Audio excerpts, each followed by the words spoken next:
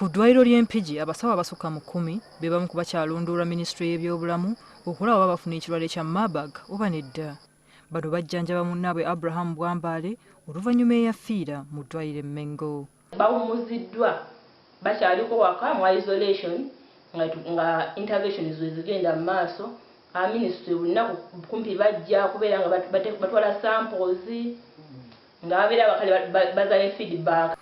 Ono agamba nti kikendezeza ennamba y'abajjanjabi mu ddwaliro ate nga waadi ezimu ng'ey'abakyala abazaala yeetaaga okulabirirwa ennyo. Abamu bajja nga ddala ssaawa ya kuzaala kakati ffe abamu abatasembera nnyo mulwadde abatamukwatako ne tuba nga tusobola okubeerawo ki nga tukola.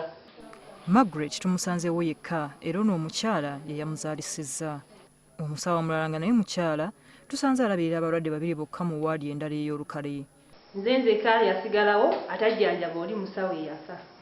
Kubanza nali ndi muliivu. Kuba nange singa naliwo nandibadde nakolaki namujjanjaba. Ekiri ku ddwaliro lino kyewuunyisa kubanga lye lisinga obunene mu kitundu kino naye kumpi buli kasenge kakalu era nga n'awatuukirwa entebe zaabadde nkalu.